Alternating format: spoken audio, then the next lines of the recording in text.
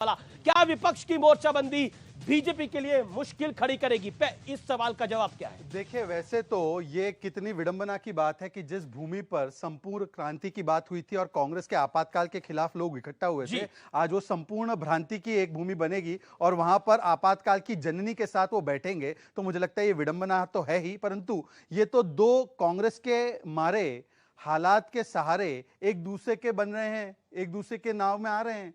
ये तो हमारे खिलाफ ही नहीं है, ये तो कांग्रेस के प्रति अविश्वास प्रस्ताव एक प्रकार से प्रकट किया जा रहा है, क्योंकि ये तो तस्वीर चल रही है, आपको चिंता में तो नहीं डाल रही? हमें तो कोई चिंता नहीं, हम तो स्वागत करते हैं, क्योंकि विपक्षियों का एक होना इसका मतलब सीधा सीधा ये है कि कांग्रेस से तुमसे ना हो पाएगा। वरना मुझे बताइए कि आज जिसकी मुलाकात के संदर्भ में हो रहा है, अखिलेश यादव और अरविंद केजरीवाल, ये वही अरविंद केजरीवाल है जो अखिलेश यादव जी के स्वर्गीय पिताजी को क्या क्या नहीं कहते थे। और आज जब कर्नाटका में उनको 1% से भी कम वोट मिला है, वो विकल्प नहीं बनकर उभरे हैं, जो अखिलेश यादव जी तो लगातार चुनाव हार रहे हैं, तो ये दोनों लोग कांग्रेस के विकल्प के रूप में अपने आप को स्थापित करने के लिए कर रहे हैं। अनुराग भदौरिया, मैं आपके पास आता हूं। ऐसा लग रहा है कि आप एक सपना देख रहे हैं और आपको उम्मीद है कि 2024 में वो सपना पूरा हो पाएगा जो 2017 में नहीं पूरा हो पाया, 2019 में नहीं हो पाया, 2022 में भी नहीं हो पाया।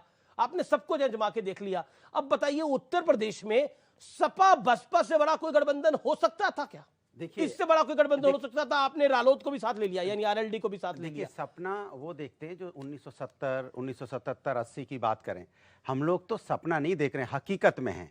हकीकत में वही होगा। क्या है हकीकत यही है कि जनता ने इस बार मन बना लिया। ये जनता का मुद्दे पे तो इनको लाने का जनता ने विपक्ष में, हमारे पास अखिलेश जी हैं, विपक्ष में ही है। हाँ, तो बिल्कुल उत्तर प्रदेश में तो हम हैं ही, इसमें पूछने की बात क्या बात है भाई? सरकार, अरे भैया, सरकार ना हो तो क्या हम विपक्ष में नेता है वहां पे? भाई नंबर 2 की पार्टी है अभी। दूसरी बात, हम समाजवादी लोग हमेशा देश के हित की बात करते हैं, हमें राष्ट्र को बनाने की जरूरत है। राष्ट्र के मुद्दों पे बात हो रही है और विपक्ष आके सिर्फ राष्ट्र के मुद्दों के पे एक साथ आया है। हमने कहा ना, नहीं, हमारे देश में हमारे किसी से वैचारिक मतभेद हो सकते हैं, लेकिन मेरा मनभेद किसी से नहीं है। जहां राष्ट्र की बात आएगी हम एक साथ खड़े हैं। राष्ट्र के लिए हम एक साथ। 30 सेकंड। अभी जिनसे ये मिले हैं, अरविंद केजरीवाल की पार्टी ने 370 के हटने का समर्थन किया, क्या ये उसके समर्थन में? बताइए जी। देखिए, सवाल ये उठता है कि मैं बोल रहा हूं ना, बात ये उठता है कि आप जो सरकार निर्णय पार्लियामेंट की तरफ से होता है, हम वो लोग हैं जो हमेशा संविधान और न्यायपालिका को मानने वाले लोग हैं।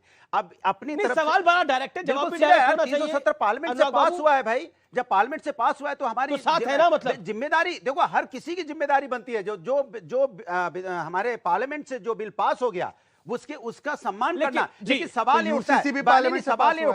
उठता है कि क्या आप सच में देश को आगे ले जाना चाहते हैं? जब उसी पार्लियामेंट की उद्घाटन की बात होती है तो आप राष्ट्रपति जी को नहीं बुलाते हैं? 5 सेकंड। 3 तलाक का कानून भी उसी पार्लियामेंट से हुआ है जी। 3 तलाक का कानून भी उसी पार्लियामेंट से हुआ है। तो ये बताइए, कौन नहीं सम्मान करता है पार्लियामेंट के फैसले का? लेकिन किसान का बिल जब हम लेके आते हैं तो शफीकुर रहमान बर्क पे बात होती है, तो आप चर्चा नहीं कराना चाहते, बाद में गया। किसान के बिल को वापस करते हो। आपके सांसद कहते हैं शरिया में बदलाव कर रहे हैं। देखिए, मैं कह रहा हूं ना आपसे, जो बात आपने पूछी है, तो सांसद की बात की हैसियत नहीं है। उनकी बात अभी हमने सांसद की बात की हैसियत नहीं है। नहीं, एक्चुअल शब्द क्या है वो शब्द मैंने सुना नहीं। 3 साल हो गए शब्द है, हम बोल रहे हैं ना, हमने बोला पार्लियामेंट से मेरे पास पास हो जाता। हाँ, तो सुना दीजिएगा। जो पार्लियामेंट ये आईपैड लेके, ये पैड अपना लेके चलते हैं। आईपैड इसलिए कहते हैं प्रवक्ता हैं, तो आईपैड काहे लेके चलते हो आप? ऐसे ही बोल दिया करो ना, प्रवक्ता का काम है, पूछो और जवाब दिया। अब हर बात में गूगल आईपैड करना है तो फिर काहे को बोलना है भाई? होता है डेटा भी हो। लेकिन मैं बाकी मेहमानों का भी रुख करता हूं। मेरे साथ बाकी मेहमान भी जुड़ रहे हैं। मेरे साथ शुभराष्ट्रा है, राधिका खेड़ा है, मृत्युंजय तिवारी है। मैं इस चर्चा की शुरुआत कर रहा हूं और आप तमाम दो लोगों का एक बार फिर अभिनंदन है। मेरा सवाल, राधिका खेड़ा, सब साथ आएंगे तो मोदी हार जाएंगे, ये सपना आप देख रहे हैं? क्योंकि जयशंकर कह रहे हैं कि देश को बदनाम कर रहे हैं राहुल गांधी, स्मृति ईरानी कह रही है कि एक तरफ कोयला चोर है, दूसरी तरफ चारा चोर है। तो कौन सा पुल बनाने की कोशिश कर रहे हैं आप लोग? क्या है ना अमीश जी, आपको मेरी आवाज मिल रही है? बिल्कुल मिल रही है मैडम जी। तकलीफ ये है कि जयशंकर जी हो या स्मृति ईरानी जी हो, इनको 24 घंटे सिर्फ राहुल जी दिखाई देते हैं। सपने में भी इनको राहुल गांधी जी दिखाई देते हैं। जो मुद्दे हैं, मुझे बताइए, स्मृति जी एक शब्द बोली हमारी रेसलेस बेटी क्यों ले?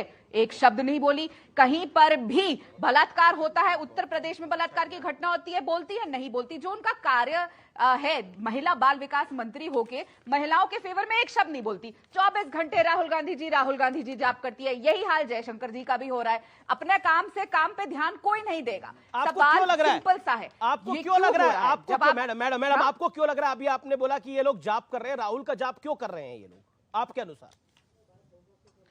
क्योंकि राहुल जी ने ऐसा क्या कि कर एक ही दिया? आदमी है जो पूरे देश में अगर किसी ने इतनी लंबी यात्रा करी है पैदल और मोहब्बत की दुकान खोलने का काम किया है, जो शुरुआत हो गई है कर्नाटका से, और कर्नाटका में दुकान खुलने का ऐसा नतीजा आया कि सुपड़ा साफ हो गया भारतीय जनता पार्टी का साउथ इंडिया में। ये बात करते थे कि भारत को कांग्रेस मुक्त बनाएंगे, फिलहाल तो दक्षिण भारत भारतीय जनता पार्टी की नफरत से मुक्त हो चुका है। अभी फिलहाल south India Bharatiya Janata party की 40% कमीशन खोरी की सरकार से मुक्त हो चुका है। तो इनको तकलीफ तो है, क्योंकि ये इंसान जो राहुल गांधी जी हैं, ये इनको एक्सपोज कर रहे हैं, सच बोल रहे हैं, और सच से तो देखिए झूठ डरता ही है। राहुल गांधी से आप लोग डर रहे हैं, शहजाद पूनावाला, और वो कह रहे हैं कि आजकल सबको सपने में राहुल गांधी आ रहे हैं और इसीलिए जाप हो रहा है राहुल गांधी के नाम का। देखिए, ऐसा है कि जिनको परिवारवाद का मोतियाबिंद हो और जो आपातकाल की उपज हो, उनको लोकतंत्र नहीं दिखाई देता है। इसलिए जब विदेश के जो अखबारों को मानते हैं, जब विदेश की धरती से भी बयान आ चुका है, ना वो लोकतंत्र को जीवंत पाते हैं। हम राहुल गांधी का कोई जाप नहीं पढ़ते हैं, परंतु बताइए कि जब राहुल गांधी कहते हैं कि भारत के लोकतंत्र की संस्थाएं जीवंत नहीं है, तो हिमाचल और कर्नाटका, जिसका उन्होंने अभी उदाहरण दिया कि मोहब्बत की दुकानें खुल गई है, तो वहां पे कैसे जीते? और फिर जो कहते हैं कि पवन खेड़ा को राहत मिले तो न्याय प्रणाली ठीक है, परंतु राहुल गांधी अगर ओबीसी विरोधी बयान देने के लिए दोषी पाए जाए तो न्याय प्रणाली पर सवाल उठाते हैं। तो ये कौन सा सम्मान? वो कह रहे कर्नाटक में दुकान आपकी बंद करवा दी राहुल गांधी ने। ऐसा है, कर्नाटका में कितनी दुकानें बंद हुई है और चालू हुई है। सिर्फ कर्नाटक नहीं, दक्षिण भारत मुक्त हो चुका है नफरत। देखिए, ऐसा है कि मैं तो केवल इतना कहूंगा कि मोहब्बत कोई दुकान में वस्तु खरीदने वाली चीज नहीं है। ये कोई बैंकॉक में मिलने वाला आइटम थोड़ी है कि आप उधर जाकर खरीद लोगे। ये तो एक भाव होता है, और अगर भाव होता है, नहीं आप क्यों इतना बुरा मान रही है? आप क्यों इतना बुरा मान रही है? नहीं, ऐसा बुरा क्यों इनको क्यों लगा? इनको इतना बुरा क्यों लगा इस चीज के बारे में विशेष करके? एनीवेज, मुझे लगता है अमित जी, मुझे लगता है कि मैं अपने बातों को कंप्लीट करना पार्टी का हताश और निराश प्रवक्ता जो पनौती है, निराश, मायूस, करके मैं तो बीच में देखिए 5 सेकंड में आप कंप्लीट करिए। दिन राधिका, अब पहले तो मैं आपको बता दूं कि दक्षिण भारत में पुदुचेरी में हमारी सरकार है, पर उन्होंने पुदुचेरी को ही इरेज कर दिया, और इसी प्रकार से अपनी मेमोरी से भी इरेज करते हैं। फुल स्टेट में आपकी गवर्नमेंट नहीं है कहीं? पुडुचेरी तो यूनियन टेरिटरी है, जैसे दिल्ली है, वहां पर तो केंद्र शासित, वहां की जनता जो वोट करती है उनका कोई मतलब नहीं है। एनीवेज, मैं सिर्फ इतना कहना चाहता हूं कि 6 चुनाव हुए भारत जोड़ो यात्रा के बाद, उसमें से 4 हम जीते हैं, 2 ये जीते हैं। बताइए कि कहां पर? ठीक है, जवाब। ओके राधिका, मैं केवल इतना कहना चाह रहा हूं कि राधिका खेड़ा वो कह रहे हैं कि अगर चुनावों की बैलेंस शीट देखेंगे तो ज्यादा चुनाव हम जीते हैं।